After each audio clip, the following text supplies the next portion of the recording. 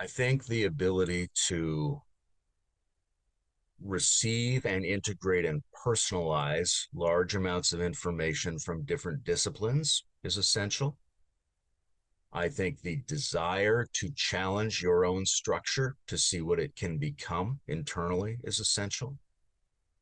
I think the kinds of people who can do this are the kinds of people who I might describe as organically spiritual and religious, meaning that they've adapted to the need to recognize their different internal parts and bring those parts together in a tighter team to create an excess effect, a gestalt effect that feels like the transfiguration or the divinization of your experience.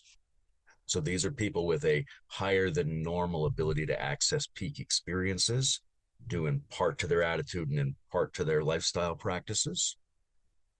Um, I think more and more we're seeing people turn to questions of mutual support and trust in the networks they're building, right? We've seen a huge increase in thinking through networks as a basic metaphor for reality. That goes along with our network technology. We've been trying to set up these networks, and we've been a little bit puzzled why we aren't getting more transformation at a larger scale more quickly from networks of really good people.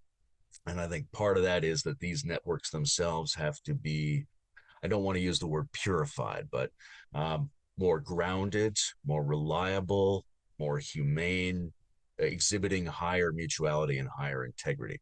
And I think the urge toward establishing that within your networks, that's going to be a huge part of this and is part of the forensic detail that's necessary to look for.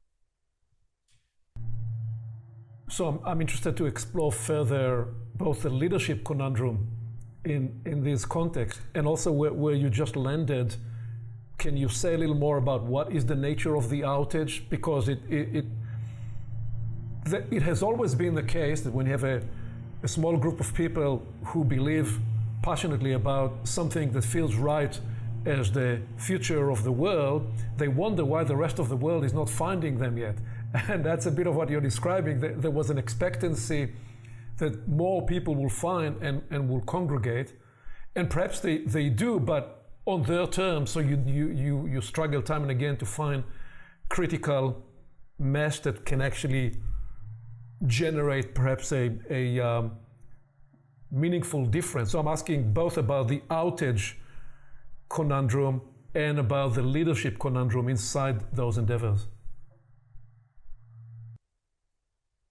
I think we need leaders who are going to be able to motivate people across the historical boundaries of these movements. And those boundaries, they come in several different forms. One is a tendency to be too idealistic and not be interested in the actual levers of power in the world. One is that they don't focus enough on empowering, and that includes enriching the people in their own networks. And part of that problem in turn, I think this is a very tricky one to handle, is that the people who are most aware of the greatest number of problems tend to bring all of that to bear on each thing that they're doing. And if you wanted to create a more powerful network, you would have to say, well, we just need to do a bunch of things that really empower all of us so that we can focus on the things we want and not spend all of our time litigating whether each of the individual projects is up to all of our integrated value standards. I think there's a problem with marginalizing people from these communities based on collective narratives about who's problematic. Right. And we do have to be more aware. We do have to be more sensitive to power dynamics and power games and structural things like that. And we want to build, like I said, integrity and trust networks that we can work with. But as a larger field, if you want to change the world, you're not going to be able to do it without unsavory allies. There's no way to cause change without including a lot of people you don't like and who you might even think are dangerous. And so there has to be an attitude, an anti-fragile attitude of how can we make use of the people we feel are problematic, not how can we get rid of them and focus just on the purity of the people we think are okay. I think there's a lot of missing actual spiritual depth and transformational praxis in these communities. There's a lot of social idealism and not a lot of real hard internal work, although I think that attitude is changing. I think there's a problem in getting different aspects of these networks linked up to each other. That the people who are interested in ecology don't necessarily know what the crypto people are doing, who don't necessarily know what the psycho-spiritual people are doing. And they all, in general, recognize the same problem and want to work on it, but they don't understand each other's areas well enough to take action on them and generate projects on that basis. And so leaders need to be able to see and cause people to challenge the limiting boundaries that have traditionally surrounded change communities.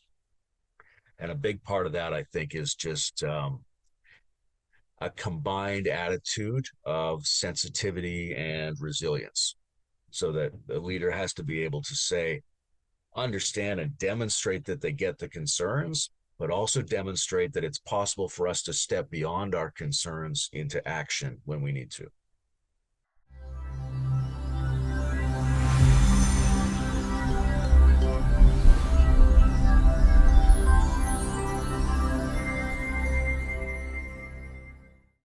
Along with our website at portalsofperception.org, Portals is also available on YouTube and on all podcast platforms, as well as social media.